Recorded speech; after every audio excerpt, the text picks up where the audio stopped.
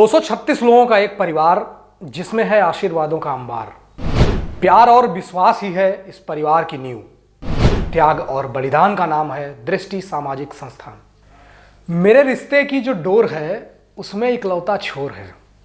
कुछ किस्से हैं, कुछ कहानियां हैं, बस इतना ही अपना मेल जोल है। उनका मिलना भी एक खूबसूरत कहानी होगी। जहां उस कहानी की बात हो रही है जिसमें छिपा हुआ है त्याग, जिसमें छिपा हुआ है एक सम्मान, जिसमें छिपा हुआ है एक प्रेम।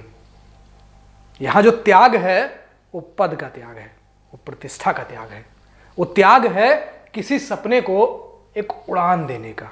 यह कहानी है एक बैंक ऑफिसर और सामाजिक कार्यकर्त्री की। यह कहानी है धीरेश बहादुर और नीता बहादुर की। यह कहानी है अथर्व बहादुर और शालू सिंह की। यह कहानी है दृष्टि सामाजिक संस्थान की। दौर था साल 1990 का, जब नीता बहादुर ने दृष्टि सामाजिक संस्थान की नींव रखी। उद्देश्य था शारीरिक और मानसिक रूप से अनाथ दिव्यांग बच्चों को एक परिवार दिया जाए, उन्हें समाज में पहचान दिलाई जाए, उन्हें यह एहसास दिलाया जाए कि वे किसी से कम नहीं है। नीता बहादुर के इस उद्देश्य से उनके पति भी काफी प्रभावित हुए और उन्होंने भी सफर में अपनी पत्नी का साथ देने की ठानी। संस्थान ने कई बच्चों की जिम्मेदारियां उठाई और उन्हें समाज से जोड़ने का काम किया। हालांकि साल 2014 में नीता बहादुर की मृत्यु हो गई, लेकिन उनके बाद स्थापित किए गए संस्थान को उनके पति ने बखूबी संभाला और इस कार्य में उनके साथ उनका बेटा अथर्व बहादुर और बहू शालू सिंह ने भरपूर योगदान दिया। अब यहां से इस कहानी में दो और किरदारों की एंट्री हो जाती है, अथर्व और शालू की। इन दोनों ने अपनी पिता की उस मेहनत को और मां के उस सपने को साथ देने का सोचा। अथर्व ने मैनेजमेंट की पढ़ाई और शालू ने इंजीनियरिंग की पढ़ाई छोड़ दी। इसके बाद इन दोनों ने पिता का हाथ थामा और उस विश्वास के साथ आगे बढ़ चले। वर्तमान में अथर्व डायरेक्टर और शालू जॉइंट डायरेक्टर हैं। इस पद पर रहते हुए ये लोग इस संस्थान के माध्यम से लगभग 236 शारीरिक और मानसिक रूप से अनाथ दिव्यांग बच्चों को जिंदगी जीने का सलीका सिखा रहे हैं। ये लोग उन्हें समाज के लिए तैयार कर रहे हैं, समाज में उन्हें उनका हक दिला रहे हैं, उनकी जिम्मेदारी का भी एहसास करवा रहे हैं और समाज को एक संदेश देने की कोशिश कर रहे हैं कि मानवता सबसे आगे है, दूसरों की मदद करना सबसे बड़ी सेवा होती है। दीपावली की खुशियां बांटने के लिए डेली इंसाइडर की टीम दृष्टि सामाजिक संस्थान पहुंची। इस दौरान टीम ने संस्थान के पदाधिकारियों से भी बातचीत की। दोनों ही पदाधिकारियों ने बताया कि वह यहाँ पहले भी आते थे। धीरे धीरे उन्हें इन बच्चों के साथ समय बिताना अच्छा लगने लगा। उन्होंने बताया कि जब माँ की डेथ हुई तो यहाँ के बच्चों में मायूसी छा गई थी। अथर्व और शालू का कहना है कि यहाँ पर हम इन बच्चों को मानवता सिखाते हैं। इनमें जाति, धर्म, मजहब से ऊपर उठकर सोचने की शक्ति डेवलप की जाती है।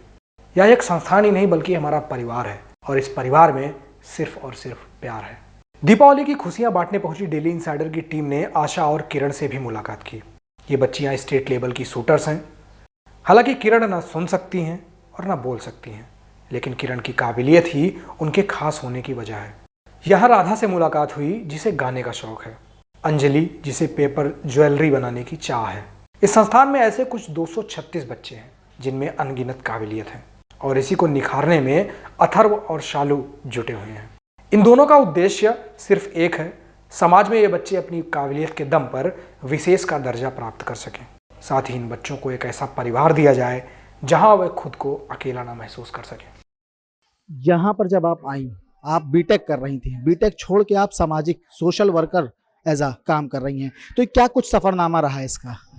जब मैं बीटेक छोड़कर आई थी और मैं अथर्व के साथ अक्सर यहाँ पर मम्मी के पास भी आकर यहाँ विज़िट करती रहती थी, तो देखती थी बच्चों के साथ किस तरह से सारी चीज़ें होती हैं, किस तरह से उन्हें बिठाना खिलाना, ये सारी एक्टिविटीज़ होती हैं। तो लाइफ में, क्योंकि आजकल तो सब अपनी अपनी कैरियर को बनाने में बहुत जुटे रहते हैं, किस तरह से क्या चीज़ें करें। और मैं भी बीटेक ज्वाइन किया था, फर्स्ट सेक्शन करके, सेमेस्टर करके मैंने। फिर जब मम्मी नहीं रही तो यहाँ पर आकर के देखा कि बच्चे बहुत ही ज़्यादा डिप्रेस हो चुके थे, कि बिल्कुल ऐसा था कि एक लेडी का पूरा जो रोल था वो छूट गया है और बच्चों के साथ जो उनका इंटरेक्शन था, जितना प्यार से वो रखती थी, वो चीज़ नहीं हो पा रही थी। फिर मैंने और कुक्कू ने, अथर्व ने, हम दोनों ने डिसाइड किया ऐसा करते हैं कि हम लोग भी बच्चों के साथ लग कर के इसको आगे लेकर चलते हैं, क्योंकि फिर क्या होगा कि अगर हम लोग अपने अपने करियर के लिए अगर सोचेंगे तो इन बच्चों का कुछ भी नहीं होगा और ये लोग फिर से वापस जहाँ से आए हैं वहाँ चले जाएंगे। देन जब हम लोगों ने सोचा कि हम लोग यहाँ पर रह करके इनको डेवलप करते हैं और बेस्ट, इसी तरह से हम लोगों ने अभी शूटिंग रेंज वगैरह बना रखी है, जहाँ पर बच्चों ने चेन्नई में अपने आप को शो किया, वहाँ पर सिल्वर मेडल लेकर आई, आयशा नाम है, उसको सुनाई, वो सुन भी नहीं सकती और वो बोल भी नहीं सकती है, बट जिस तरीके से उसने मैच खेला, इस तरह की चीज़ की, वो बहुत ही काबिल तारीफ़ थी, जिसमें अथर्व का सारा सपोर्ट था। और बच्चों की अलग अलग एक्टिविटीज़ को लाना, उनको सिखाना, उनको पब्लिक में एक्सकर्जन के लिए ले जाना, किस तरह से, क्योंकि क्या होता है जब हम एक कमरे में बंद रहते हैं या एक ही जगह रहते हैं तो हमें भी वो चीज़ें सफ़र करने लगती हैं, और बच्चों को खुलना बहुत ज़रूरी था, उनको देखना बहुत ज़रूरी था। हम लोग मम्मी के टाइम से चला आ रहा था कि हमें जो है चिड़ियाघर और साइंस सेंटर अलग अलग जगह ले जाएं। फिर हमने सोचा क्यों नहीं इनको बाहर लेकर जाते हैं, नैनीताल ले जाना, स्नोफॉल हुआ वहाँ ले जाना, हर तरह के त्यौहार मनाना, हिंदू मुस्लिम सारी तरीके की जितने भी त्यौहार होते हैं, कोई भी कास्टिज़म नहीं है, कोई भी कुछ भी नहीं है, उस तरह से हम बच्चों को लेकर के आज चलते हैं। अच्छा, अगर आज के समय पे देखा जाए तो लोग कहते हैं कि हम दो हमारे दो, लेकिन आप 236 बच्चों की माँ कहलाती हैं। कैसा लगता है जब आपको 236 बच्चे मिलकर माँ कहते हैं, वो फीलिंग क्या होती है? ये तो अक्सर ऐसा होता है कि जब भी बच्चे मैं आती हूँ और बच्चे जो है एकदम से गले लग जाते हैं, तो वो मैंने देखा है, जो बाहर के बच्चों से मुझे फीलिंग्स नहीं आती हैं या नॉर्मल बच्चों से फीलिंग्स नहीं आती, वो इन बच्चों से बहुत फीलिंग आती है कि किस तरह से ये बच्चे जब मुझे आके लिपटते हैं, पूछते हैं क्या किया दीदी, क्या खाया, ऐसे, और मदर फीलिंग, बहुत केयर करते हैं ये बच्चे मेरी, और उम्मीद करते हैं कि दीदी मेरे लिए ये ला रही हैं, वो ला रही हैं। बहुत ही खूबसूरत लगता है, मतलब मैं इमेजिन नहीं कर सकती थी मुझे ये लाइफ मिलेगी। मैम, एक चीज़ और पूछना चाहूँगा मैं आपसे। एक दौर था कोविड काल का, तो तमाम तरीके की जो सिचुएशन थी वो आउट ऑफ कंट्रोल होती जा रही थी। ऐसे में इस संस्था को चलाना, 236 बच्चों की देखरेख करना, समय समय पर उनका डाइट फॉलो करना, तमाम तरीके की चीज़ें आपको जिम्मेदारी दी गई थी। कैसे इसका निर्वहन किया? और अगर कोविड से पहले की बात करें और कोविड के बाद की बात करें तो क्या कुछ चेंजेस देखने को मिले? बिल्कुल, कोविड से पहले की सिचुएशन की अगर बात करें तो सब कुछ फ्री था, आराम से जा कर के हम चीज़ें ला सकते थे, बच्चों की कोई भी नीड थी वो हम कंप्लीट पूरी तरह से कर सकते थे। और जैसे कोविड आया तो हम लोग भी बहुत शौक थे, क्योंकि हम लोगों के साथ और बच्चों के साथ की हमारी लाइफ पूरी जुड़ी हुई है। अगर हम भी बाहर जाते हैं और हम भी कहीं पर लेकर कुछ लेकर तो क्या था, इतना ख़राब सिचुएशन था कि उसमें क्या था, अपने से ज़्यादा बच्चों का डर था कि हम जाएंगे और लेकर आएंगे तो कहीं ऐसा ना हो बच्चों में स्प्रेड हो। तो हम सब ने डिसाइड किया, टीचर्स हैं हमारे, जितने भी स्टाफ मेंबर्स हैं, हमारा एक और इंस्टीट्यूट है, सब ने वहीं पर सब ने हेल्प की, साथ ही रुके और पूरी तरीके से यहाँ आ कर के कंप्लीट किया। मास्क का बहुत ज़्यादा प्रॉब्लम हो रहा था कि मास्क इतने सारे बच्चे, क्योंकि सारे ही चैलेंजिंग बच्चे हैं, तो इनके साथ कैसे वो लगाएंगे, किस तरह से करेंगे। हम लोगों ने अपने यहाँ ही शुरू किया कि हम लोग यहीं पे मास्क बनाते हैं, पहले बच्चों को प्रोटेक्ट करते हैं। जितने भी विजिटर्स थे हमारे, उनको हम लोगों ने आने के लिए बिल्कुल मना कर दिया, और लॉकडाउन हुआ तो ऑब्वियस ही बात है सारी चीज़ें बंद हो गई। जितना हमारे पास फूड था, फूड बहुत क्राइसिस होने लगी थी, फिर भी बहुत लोगों ने, हम लोगों ने, फादर ने, हमारे जो भी पीछे शॉप के हैं, उन सब ने बहुत सपोर्ट किया, ला करके परचेज़ करके एक ही बार में स्टॉक लगा लेना। कोई भी इंसान यहाँ से बाहर नहीं जाएगा, पूरी तरह से 2-2 3-3 समय यहाँ पर पूरा सैनिटाइजेशन होना, सारा स्टाफ नहा धो करके पूरे बाहर से प्रॉपर यूज़ करके आना, इस तरह से होता था। बहुत मुश्किल दौर था वैसे। मैम, एक आखिरी सवाल पूछना चाहूँगा। चूँकि ये बच्चे चैलेंजिंग हैं, फिजिकली हैंडीकैप भी हैं, कुछ अच्छे दिमाग के भी हैं जिनका आईक्यू लेवल अच्छा है, लेकिन वो फिजिकली हैंडीकैप है, तो अगर इनके भविष्य की बात की जाए तो इनका भविष्य के बारे में आप क्या सोचती हैं? किस तरीके से ये अपना भविष्य संवार सकेंगे और आप इनके भविष्य संवारने में क्या कुछ मददगार साबित होंगे? फ्यूचर की इन बच्चों की अगर बात करें तो फिर हम लोगों ने खुद भी डिसाइड किया, हम लोग देख रहे हैं बहुत समय से कि जहाँ से भी ये बच्चे आए हैं वहाँ से भी इनको थोड़ी थोड़ी स्किल्स हैं, और हम लोगों ने उनकी स्किल्स को और भी फाइन करके कई सारी एक्टिविटीज़ में आपने देखा है, कोई ज्वेलरी बना लेता है, कोई कैंडल बना लेता है, शूटिंग बहुत अच्छी कर लेता है, हैंडलूम बहुत अच्छे से चला लेते हैं। इवन हमारा अभी 2 साल कंप्लीट हो चुका है, तीसरा साल होने वाला है इस बार। कैफ़े को हम लोगों ने इन बच्चों के लिए, स्पेशली बच्चों के लिए एक कैफ़े खोला हुआ है, जहाँ पर यही बच्चे बाहर वालों से इंटरेक्ट करके छोटी छोटी चीज़ों से उनको देना। तो ये एक स्टार्टिंग है, कैसे हमने शुरू किया। पहले बच्चे बाहर वालों से इंटरेक्ट करें, जिससे कि वो हाइपर ना हो और बहुत काम रहें, उनको भी अच्छा लगे। और उसके आगे के लिए बच्चों के फ्यूचर की बात की जाए तो हम लोगों ने इनके लिए प्लान किया हुआ है कि हम इन्हें कहीं ना कहीं एम्प्लॉयमेंट दिलाकर ही रहेंगे। हम भी मैम यही कामना करेंगे कि आप 236 बच्चों की माँ हैं और ये जो बच्चे हैं ये कहीं ना कहीं भविष्य में अपने आप को एक साबित कर सकें। बिल्कुल, थैंक यू सर।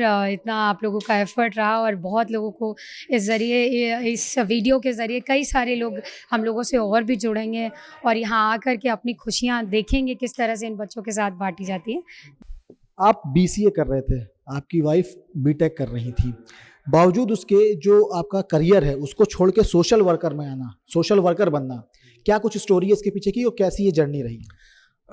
एक्चुअली मैं BBD में था जब हम लोग कर रहे थे साथ में, तो सडनली मदर का इंसिडेंट हुआ था। देन उसके बाद फिर पापा अकेले ही यहाँ पे देखते थे, तो उनका भी बहुत ज़्यादा, क्योंकि उनको बैंक में भी हैं, तो बहुत ज़्यादा यहाँ पे टाइम नहीं दे पा रहे थे। तो हमें शालू और मैं डिसाइड करा कि हम लोग यहीं आते हैं, बच्चों के साथ टाइम स्पेंड करने लगे। तो धीरे धीरे करके फिर पूरा टाइम यहीं पर हम लोग अपना यूटिलाइज़ करते हैं हम, और बच्चों को कोशिश करते हैं कि और क्या क्या नई चीज़ें सिखा सकें, उसी पे लगे रहते हैं। तो सर लगभग कितने साल हो गए आपको यहाँ का कार्यभार संभाले हुए? 2017 से हम लोग यहाँ पे संभाल रहे हैं। देखा जाए सर तो इस संस्था में 236 बच्चे हैं। जब आज का दौर है कि हम दो हमारे दो, ऐसे में 236 बच्चे जब आपको पापा कहते हैं और आपकी वाइफ को मम्मी कहते हैं, क्या फील आता है चेहरे पे? बहुत अच्छा लगता है, और बच्चे हैं हम लोग के साथ काफ़ी खुश रहते हैं। नई नई चीज़ें जब वो सीखते हैं या कुछ भी नया बनाते हैं, सबसे पहले ला के हम लोग को दिखाते हैं कि आज हम लोगों ने ये देख के ये बनाया, तो बहुत अच्छा लगता है। अच्छा सर, अगर इन बच्चों के भविष्य की बात की जाए तो कैसा इनका भविष्य देखते हैं? किस तरीके से आप चाहते हैं कि ये भविष्य में अपने आप को स्टैब्लिश करें और इसके लिए आप इनकी किस तरीके से मदद करेंगे? देखिए, हम लोग ने अलग अलग ट्रेड्स पे इन लोग के लिए स्टार्ट करा है। जैसे एक हम लोग का अमूल प्रेफर्ड आउटलेट है यहीं पास ही में, तो उसमें बच्चों को activity of daily living, cafe management और हर एक चीज़ संभालना सिखाया जाता है। जो बच्चे स्पोर्ट्स में अच्छे हैं उनके लिए शूटिंग रेंज है। जो बच्चे अपना ये प्रोडक्ट्स बहुत अच्छे बनाते हैं, आर्टिफिशियल इयररिंग्स और हर एक चीज़ बहुत अच्छी बनाते हैं, उनके लिए अलग है। हर बच्चे के लिए अलग अलग फील्ड हम लोगों ने चूज़ कर रखी है। आखिरी सवाल सर पूछना चाहूँगा, जिस समाज में आप रहते हैं, इस संस्था के द्वारा उस समाज को क्या कुछ संदेश देना चाहते हैं? क्योंकि आज के दौर में जब लोग अपने बारे में केवल सोचते हैं, उस दौर में आप लोग बाहर निकल कर आए हैं और ऐसे फिजिकली हैंडीकैप बच्चों के लिए काम कर रहे हैं जिनका IQ लेवल 100 के पार है, उनको क्या संदेश देना चाहेंगे? देखिए, मैं तो यही कहना चाहूँगा कि जितने भी हम लोग को बच्चे मिलते हैं, मैक्सिमम लोग जो पेरेंट्स अपने उनको डस्टबिन में, प्लेटफॉर्म्स पे ऐसे छोड़ देते हैं। अब उसमें बच्चों के साथ कोई भी इंसिडेंट भी हो सकता है, कोई भी हादसा हो सकता है। तो यही कहना चाहूँगा, अगर आपको कोई ऐसा बच्चा कहीं मिलता है, कुछ होता है, तो उसको कोशिश करिए कि जल्दी से जल्दी पुलिस के पास पहुँचाएँ या अलग अलग कहीं पे भी पहुँचाएँ। उसकी सेफ्टी ज़रूरी है। मुस्कान को बनाए रखने में दृष्टि सामाजिक संस्थान एक बहुत बड़ा प्रयोग कर रहा है। एक समाज के तौर पर उनकी जो जिम्मेदारी है वही जिम्मेदारी हमारी भी बनती है कि हम किसी की ज़िंदगी में मुस्कुराहट बना कर रखे रहें। उन्हें समाज में, अगर वो कमज़ोर हैं, अगर वो किसी तरीके से समाज में उसी रफ्तार के साथ नहीं चल पा रहे हैं, तो उनके साथ कदम से कदम मिलाकर हम चलें, उनकी भी रफ्तार को बढ़ाएं और अपनी ज़िंदगी के साथ साथ उनकी ज़िंदगी में भी थोड़ी खुशियाँ घोलें। इस दिवाली इसी संकल्प को डेली इनसाइडर भी, दृष्टि सामाजिक संस्थान भी और शायद आप भी और हम भी उठाने का संकल्प लें। यह संकल्प लें कि हम लोगों की ज़िंदगी में बदलाव लेकर आएंगे, एक ऐसा बदलाव लेकर आएंगे जो उनके चेहरे पर मुस्कुराहट बरकरार रखेगा, उनके घर के अंधकार को दूर कर देगा और उनके घर का भी कोना कोना वैसे ही रोशन होगा जैसे इस दिवाली हम पूरे देश को, अपने घर को रोशन करने में लगे हुए हैं।